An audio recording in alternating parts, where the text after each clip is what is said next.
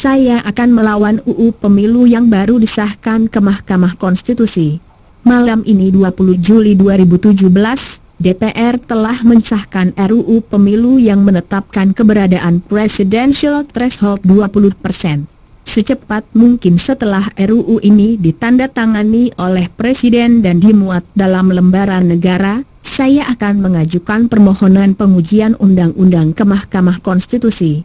Perjuangan secara politik oleh partai-partai yang menolak keberadaan Presidential Threshold usai sudah. Kini menjadi tugas saya untuk menyusun argumen konstitusional untuk menunjukkan bahwa keberadaan Presidential Threshold dalam pemilu serentak adalah bertentangan dengan pasal 6 ayat 2, Jo pasal 22 ayat 3, UUD 45. Pasal 6 ayat 2, itu mengatakan pasangan calon presiden dan wakil presiden diusulkan oleh partai politik atau gabungan partai politik peserta pemilihan umum sebelum pelaksanaan pemilihan umum. Pemilihan umum yang mana yang pesertanya partai politik? Jawabannya ada pada pasal 22 ayat 3 UUD 45 yang mengatakan bahwa pemilu untuk memilih anggota DPR dan DPRD. Jadi pengusulan capres dan cawapres oleh parpol peserta pemilu itu harus dilakukan sebelum pemilu DPR dan DPRD. Baik pemilu dilaksanakan serentak maupun tidak serentak, Presidential Threshold mestinya tidak ada. Apalagi pemilu serentak, yang perolehan kursi anggota DPR-nya belum diketahui bagi masing-masing partai.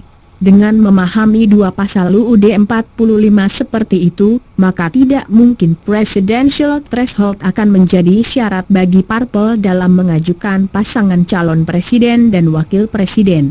Mudah-mudahan Mahkamah Konstitusi sebagai pengawal penegakan konstitusi di negeri ini akan tetap jernih dalam memeriksa permohonan pengujian UU Pemilu ini.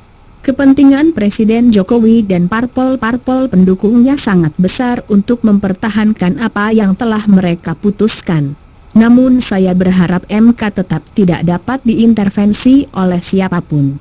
Andaikan tidak ada yang lain yang akan melawan UU Pemilu yang baru disahkan ini secara sah dan konstitusional, maka tidak masalah bagi saya untuk sendirian saja berjuang menghadapi Presiden dan DPR di Mahkamah Konstitusi nanti.